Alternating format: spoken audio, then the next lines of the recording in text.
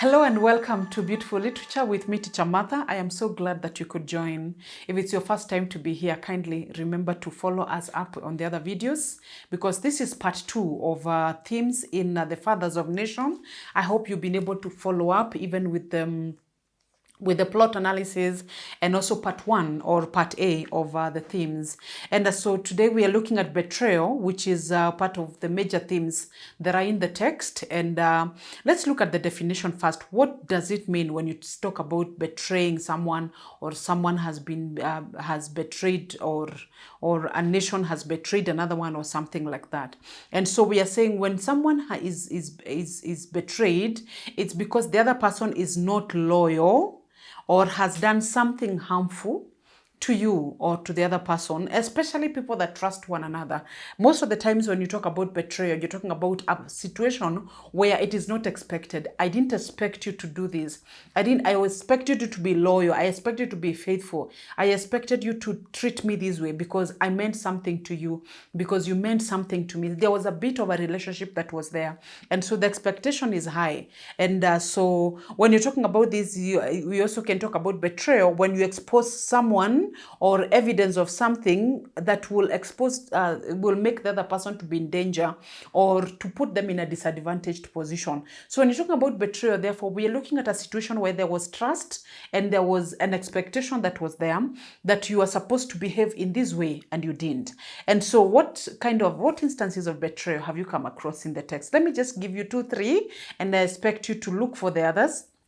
And like we said earlier, if you for further details and specifics and the pages and where that illustration is being drawn, and even the other examples, you can find them on our website, which you can find on the pinned comment in the comment section. That will help you. Kindly visit us there and see what we have. So the first illustration that is very clear on betrayal is the heads of state and how they have betrayed the people. Remember when they were coming for this summit, they had expectations. When they were leaving their countries, what did they tell their people they are coming to do? They are coming to discuss a very important document. But when they come, what have they engaged in? Number one, we are told when they landed, they were very happy. One, because they have run away from trouble in their homes, so in their countries. So they're not even excited that they are going to play a role in a very important discussion. For them, they are excited that they are actually far away so that they can have some time to rest. And so they come with their people. They come and use public resources just for fun, and they know how to go about it. They know when they go to the summit, they talk 1 or 2 words, and then they are good to go. And so also when we see them in the meeting now, that is where the real betrayal comes in. When the presidents come and all that they can do is just sit and argue over small issues, and by the end of the day they end up fighting, and there is a lot of chaos that is going on. People even have to run away from the hall where they were meeting because actually it's even becoming dangerous now. How did that discussion go? And we looked at that, and the way that whole summit was handled is betrayal. They didn't do justice to the people who have appointed them, the people who have put them in positions of power. They have let them down. By the time they were going home, what did they tell the people they did? Why did they have to use all that money? Why was all the inconveniences that were caused, especially to the people of the host country, was it even worth it? That was betrayal. The leaders, the people expected better. The citizens expected better, especially when President Bangaura stands to say that I've not read that document and I don't intend to read it. I'm actually too old. That is betrayal. If his people had him say that, I don't know how they would feel about it. Number 2 instance of betrayal, we can talk about Dr. Afolabi and how he had betrayed the very heads of state who had appointed him to come and give them guidance in this discussion about the leaders, about the way Omega. They had entrusted him. But you see, along the way, Mr. Longway has been able to interject and mess up with this plan and bring in Path Alpha, such that now we know that Dr. Folabi, when he's going in for the summit, he's actually not going for Way Omega. He's actually going for Path Alpha, which is betrayal, because the reason why you're in this summit in the first place is because we, the heads of state, invited you. But now you have brought in another document. Even when he stood to speak, you remember what he said. It was not in support of the document that he had been hired to come and support. So that is another illustration illustration. The other one also on Dr. Folabi, we can talk about his betrayal with his family. And you remember what happened when finally the wife got to divorce him. His own family, his extended family, interfered with his marriage and his life because they brought in a girl that they thought Dr. Folabi is supposed to marry. Now that his Pamela is not bearing children, and of course, out of that whole messy situation, Pamela decided to leave. I think his family betrayed him, as far as I'm concerned, because it is not in their place to make those kind of decisions, especially bringing a girl home in his bedroom. I think there was a better way of persuading him to pick up another wife. There was definitely a better way, but not this one. And from where I sit, I still feel like there was betrayal from Pamela. I don't think it was fair for her to divorce Dr. Folabi because he has decided not to throw his family out at night, because I think that is what upset her. That probably she understood that it's true, you didn't know that Femi is bringing this girl and the family wants you to marry another wife, but she expected him to throw the family out. I think especially as Africans, we know the place of family as far as we are concerned. Even when your family is on the wrong, it becomes very difficult for you to just decide that I will throw them out, I will not side with them, and I will side with another person. It's not as easy. And Pamela was supposed to understand that. I agree that she was upset, but divorcing him a week later, I mean, really, I think she was looking for an opportunity to just walk away from that marriage. And here she has found a good opportunity. I think especially the fact that it came so soon and she actually sent the papers. She didn't even tell him, can we meet and talk about it? She didn't even engage at any point. For me, I think that's betrayal. I would feel very betrayed if it was Dr. Folabi. I don't know what you think. Do you think she was right to behave like that? The other betrayal is Engineer Tahir, who feels very betrayed by the president, by the way. Engineer Tahir is very upset by how the president has responded to this issue of the Americans and fear of being of retaliation. And he feels like, did you really have to chicken out like that? And because for him, the feast of Allah meant everything for him. And he's totally frustrated. Even by the time he's having these instances with Mahmoud and the losing of his eye, he's already doing so badly with his career. He's already very upset with the president because of not sticking to his gun and being decisive and protecting and watching over his country and so on. So he feels very betrayed. So that's another illustration of betrayal. And probably just to wind up on that, the others you can find them for yourself is Professor Kimani. I think that man is the epitome of betrayal, where we find him betrayed by his wife, who decides to get married to newborn Walomu. And for me, I think that I have not yet understood what kind of betrayal that can be. There are 60-old woman goes to get married to a younger man because, I mean, for why? Because I don't get it. As Professor Kimani, I think that was very, very painful. For your old wife to leave you for a younger man, and she says it's not about money, but we know that money had a hand in it, considering the discussions they had. So really it's about money. And of course now Professor Kimani gets betrayed further by, of course, even newborn Walomu. In his own way, he's betrayed Professor Kimani, because Professor Kimani is not a stranger to him. They worked with him, they were colleagues in the university.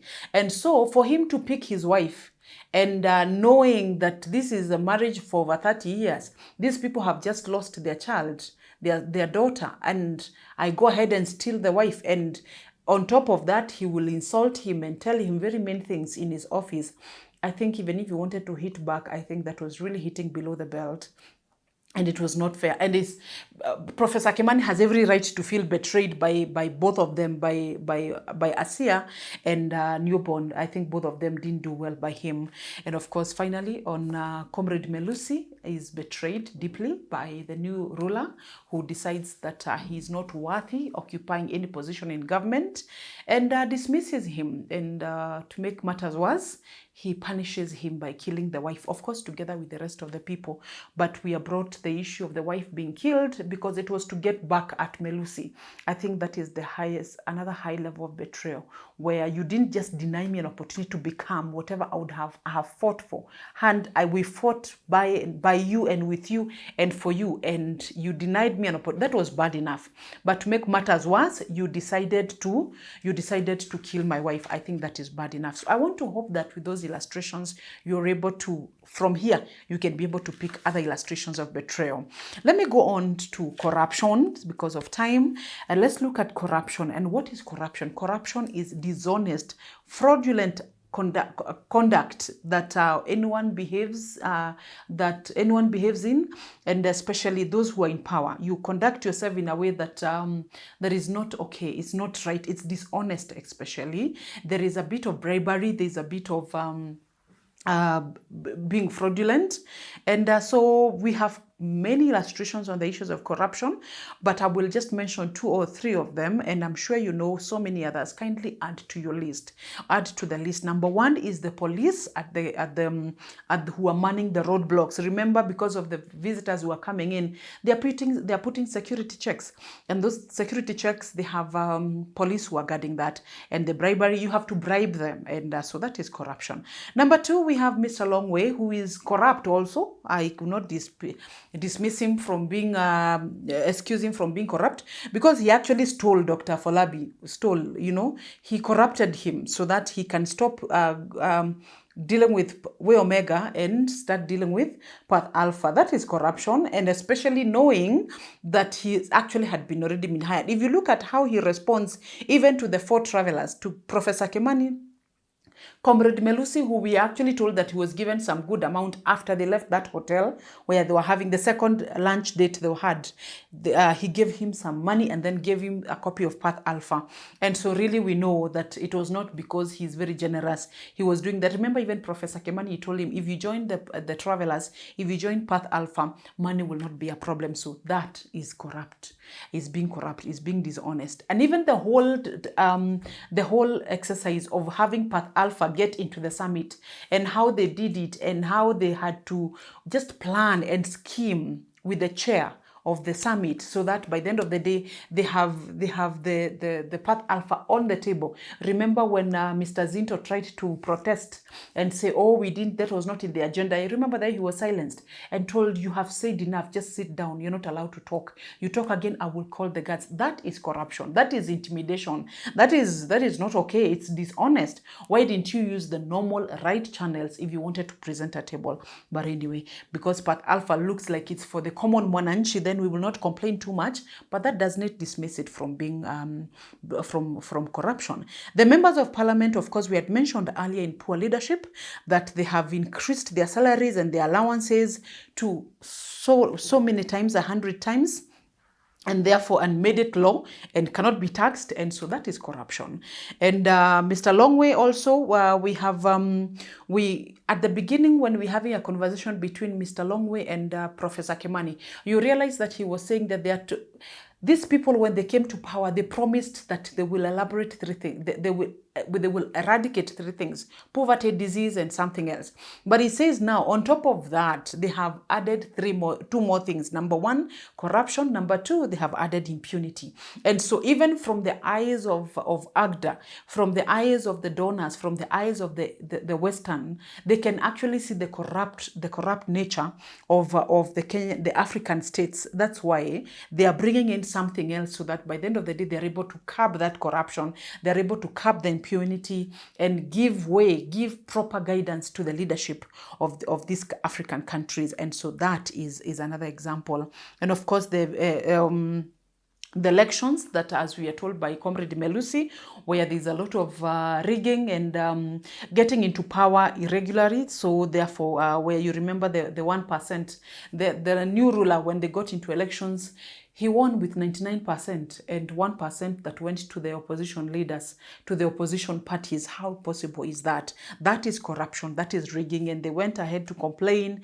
and so on. And actually, this is how most of the leaders have got into power. If you look at the beginning of the text, when Mackenzie and Dr. Folabi are having a conversation about even his text, Dr. Folabi had written a book about the failure of states. One of the issues that had been raised very, very extensively is the issue of corruption.